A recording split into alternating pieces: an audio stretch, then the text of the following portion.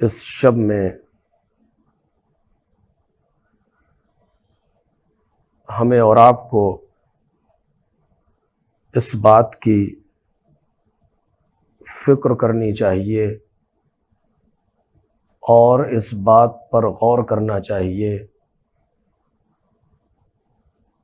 کہ حسین ابن علی علیہم الصلاۃ والسلام اور آپ کے جانثاروں نے یہ رات کیسے گزاری۔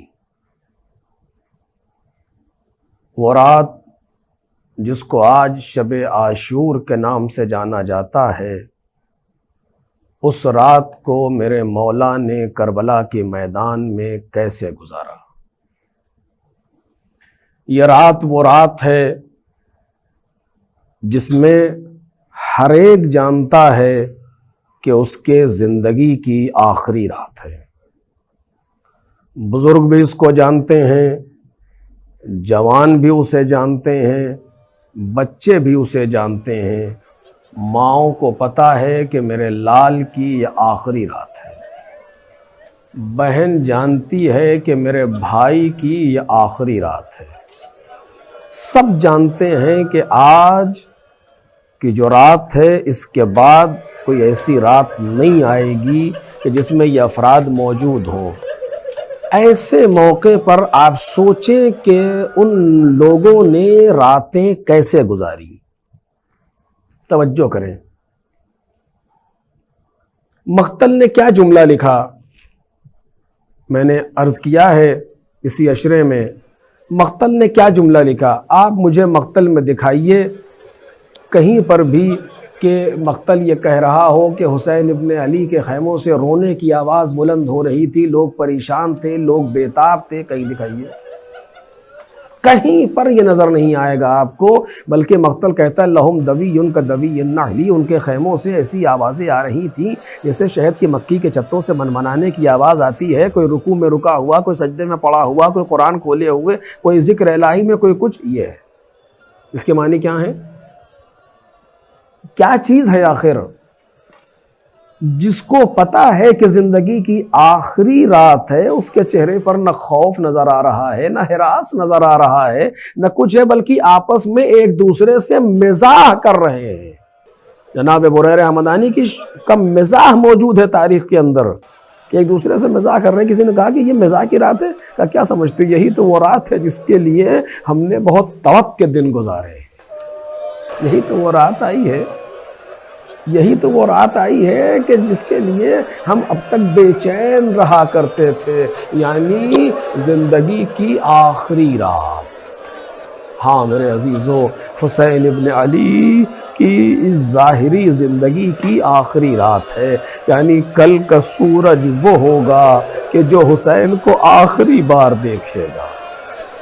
کل جو رات آئے گی وہ پہلی رات ہوگی جس میں مولا اس کائنات میں ظاہر بظاہر نہ ہوں گے، دنیا حسین سے خالی ہو چکی ہوگی، انصار حسین دنیا سے جا چکے ہوں گے۔ آج خیمے بھرے ہوئے ہیں، آج ماؤں کے پاس بچے موجود ہیں، آج سارے کے سارے موجود ہیں، لیکن عجیب کیفیت ہے، نہ ایسی عبادت کبھی دیکھی گئی، نہ ایسے رکوع و سجدے کبھی دیکھے گئے، نہ ایسے ذکر و تلاوت کبھی دیکھے گئے کہ جو حسین ابن علی کربلا کے میدان میں انجام دے رہے ہیں۔ نہ پوچھو عزیزو یہ رات میرے مولا نے کیسے گزاری ہے، مختلف کام ہیں جو حسین ابن علی انجام دے رہے ہیں، جو انصار حسینی انجام دے رہے ہیں۔ مولا نے خیموں کا تلایا پھرنا شروع کیا، کہیں دیکھا تو سارے بنی ہاشم جناب ابوالفضل العباس کے پاس بیٹھے ہوئے ہیں اور آپس میں گفتگو ہو رہی ہے، اور جناب عباس کہہ رہے ہیں سنو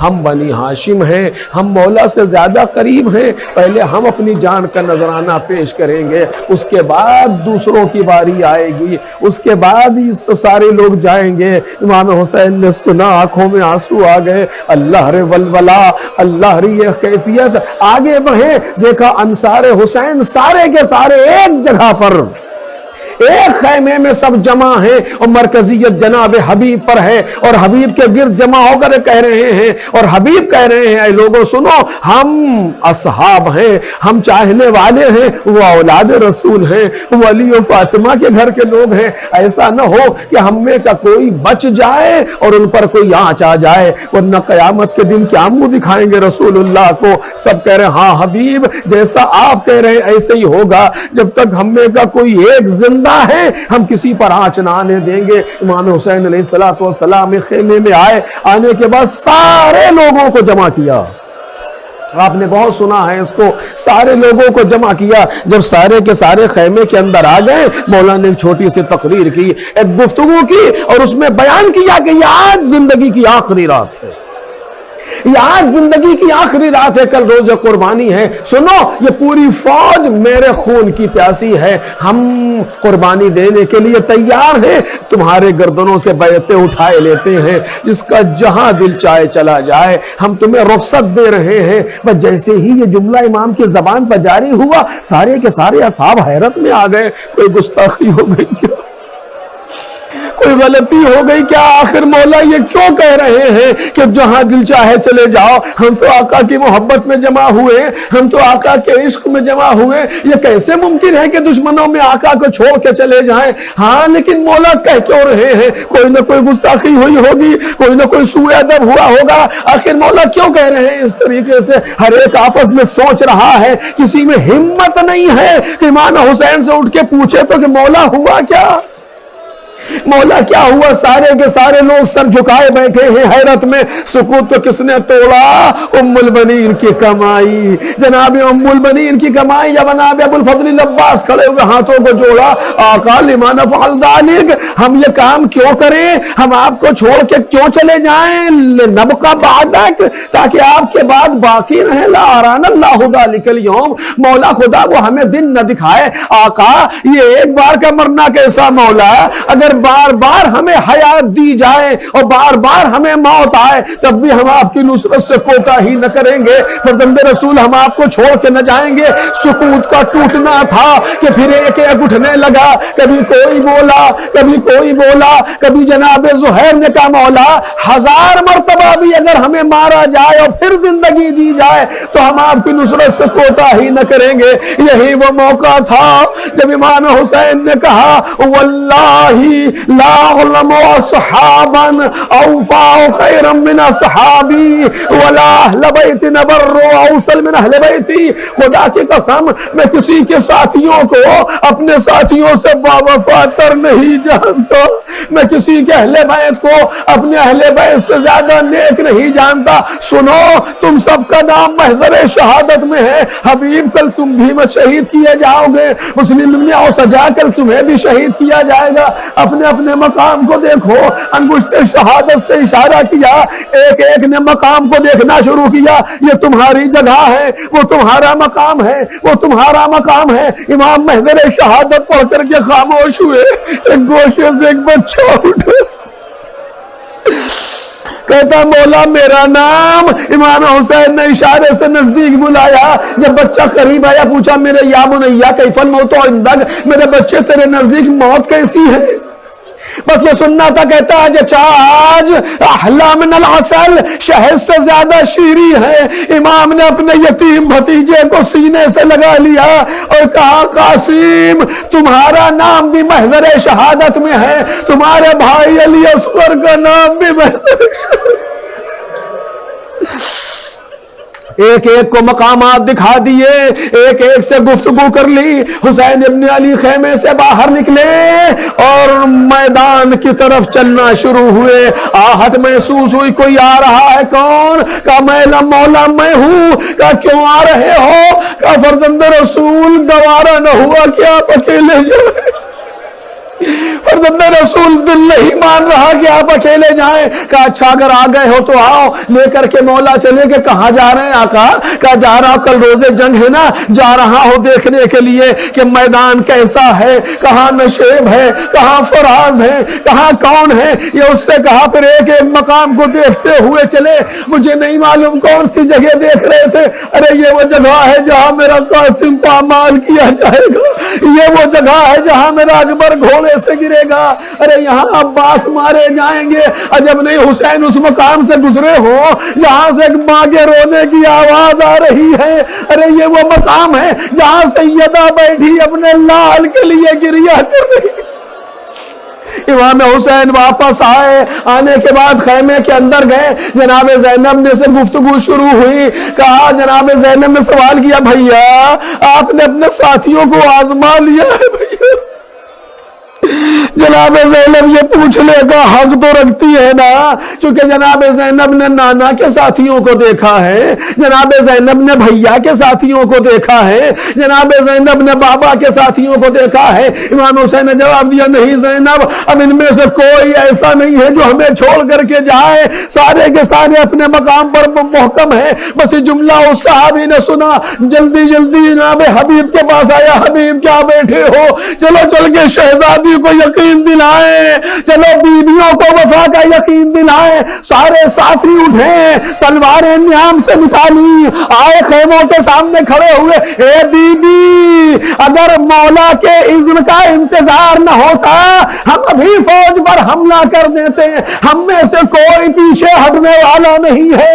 جناب زینب نے آواز سنی، خیمے سے رونے کی آواز بلند ہوئی. لو عزیزو اسی طریقے سے یہ رات گزر رہی ہے، اسی طریقے سے رات آگے بڑھ رہی ہے. کبھی حسین ابن علی خیمے کا جائزہ لیتے ہیں، کبھی حسین ابن علی میدان کا جائزہ لیتے ہیں. یہ روایت میں نے نہیں پڑھی لیکن سنی. ایک بزرگ سے فرماتے ہیں کہ جناب عباس جو خیموں کا تلایا پھر رہے تھے، اچانک کچھ دور آہٹ محسوس کی. کون؟ کوئی جواب نہیں آیا. جناب عباس نے پھر پکارا کون ہو؟ میں عباس پوچھ رہا ہوں. آواز دی بھیا نہ گھبراؤ میں ہوں حسین. مولا آپ کی رات کی تاریکی میں کیا کر رہے ہیں؟ کہا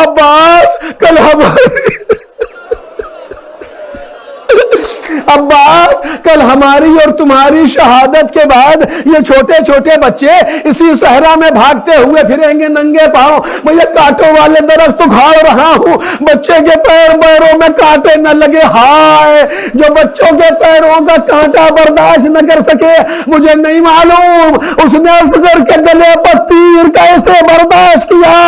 لو عزیزو اسی طریقے سے یہ رات گزری. حسین ابن علی اپنے خیمے میں آئے، فریضہ سحری سے فارغ ہوئے. آواز دی آئینہ ولدی علی، علی اکبر کہاں ہو؟ مولا کو بلایا گیا. بیٹا یا بابا خادم حاضر ہیں. اکبر دل چاہتا ہے کہ آج تم اذان کہو. حسین ابن علی کا معاون موجود ہے حجاج ابن مسروق جو ہمیشہ اذان کہتا ہے، لیکن آج صبح عاشورہ کی اذان. جوانوں تم سے خطاب ہے، صبح عاشورہ کی اذان حسین ابن علی نے علی اکبر سے کہلوائی. مجھے نہیں معلوم وجہ کیا تھی. بیویاں حجاج ابن مسروق کی اذان سننے کی عادی تھی. زینب فریضہ سحری سے فارغ ہو کے مصلی پر ہے، ساری بیویاں فریضہ سحری سے فارغ ہو کر کے مصلی پر بیٹھی ہیں، اذان صبح کا انتظار ہے. اسی عالم میں کربلا میں آواز گونجی اللہ اکبر. بیویوں نے ایک دوسرے کو دیکھنا شروع کیا. ارے کون اذان کہہ رہا ہے؟ یہ کس کی آواز آ رہی ہے؟ یہ تو نانا رسول اللہ کی آواز ہے. بتایا گیا علی اکبر اذان کہہ رہے ہیں. آواز آئی اشہد ان لا الہ الا اللہ. نانا کا زمانہ نظروں میں گونجنے لگا. وہ زمانہ یاد آ گیا جب بھیا دوش پہ سوار ہوا کرتا تھا، جب وہ پیغمبر کی زلفوں کو پکڑا کرتے تھے. بیویوں نے رونا شروع کیا. ادھر آواز دی اشہد ان محمد رسول اللہ. ادھر زینب توڑا کے گری. اے اکبر اب کس کے لیے اذان کہہ رہے ہو؟ بس اشہد ان محمد رسول اللہ کی آواز آنا تھی. خور خیموں سے کوہرام مچا. واہ محمدہ، واہ غربتہ، واہ مصیبت.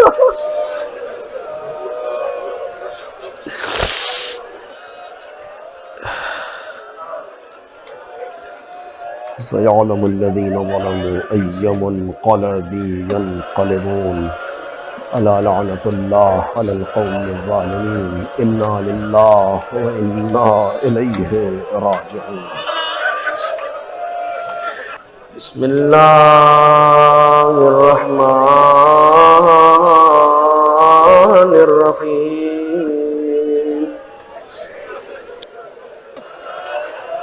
سبحان الله والحمد لله ولا إله إلا الله والله أكبر ولله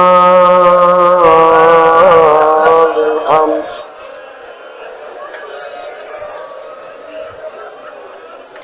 الله أكبر الله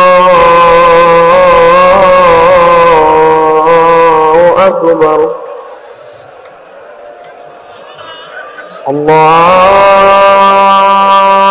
الله أكبر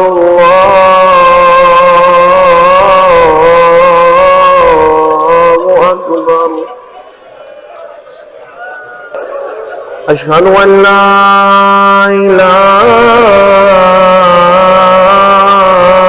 إلا الله. أشهد أن لا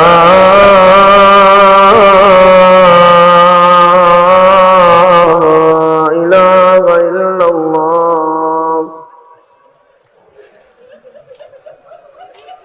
أشهد أن محمدا رسول الله. أشهد أن محمدا رسول الله.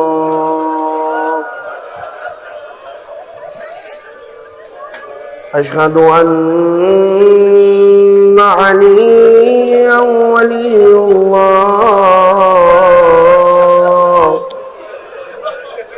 أشهد أن